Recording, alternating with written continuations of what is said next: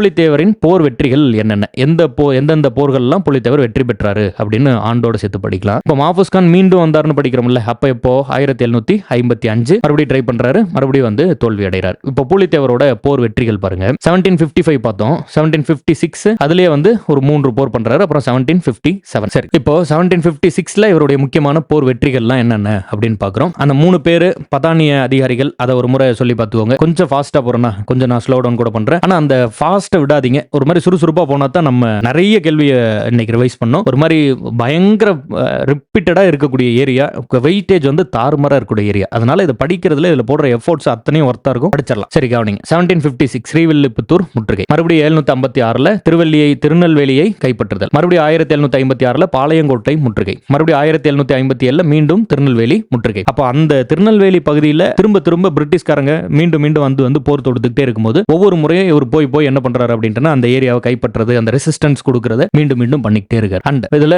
1761 பூலித்தேவரின் 3 முக்கிய கோட்டைகளான ஆகியவை யூசப் கானின் கட்டுப்பாட்டுக்குள் வந்தன. இந்த யூசப் கானையும் இப்ப எப்படி நம்ம அந்த கோட்டைகள் 3 என்னென்ன கோட்டைன்னு சொல்லி விடுங்க.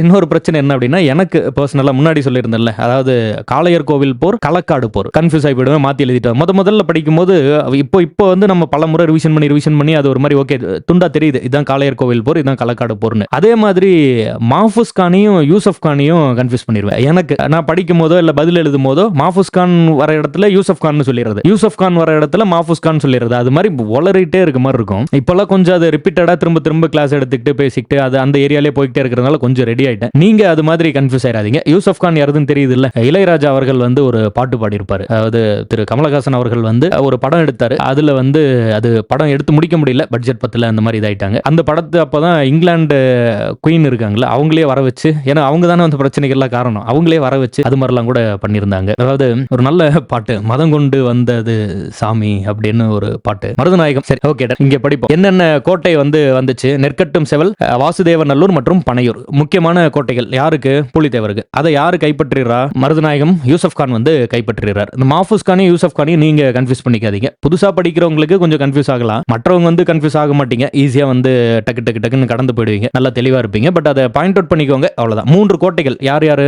கோட்டையோட பேர் என்ன? நெற்கட்டும் செவல், வாசுதேவநல்லூர், பனையூர். யாரோட கோட்டை? பூலித்தேவரோட கோட்டை. யாரு கைப்பற்றுகிறது? யூசப் கான் கைப்பற்றுகிறார். அதுக்கப்புறம் யூசப் கான் என்ற கான் சாஹிப் மீது நம்பிக்கை துரோக குற்றம் சுமத்தப்பட்டு எப்போது தூக்கிலிடப்பட்டார். இந்த யூசப் கான் என்ன பண்ணுவாரு? பிரெஞ்சு கிட்ட பிராக்டிஸ் எடுத்து அதுக்கப்புறம் பிரிட்டிஷ்ட வந்து அந்த மாதிரிலாம் வந்து பிரிட்டிஷோட படையில இருப்பார்.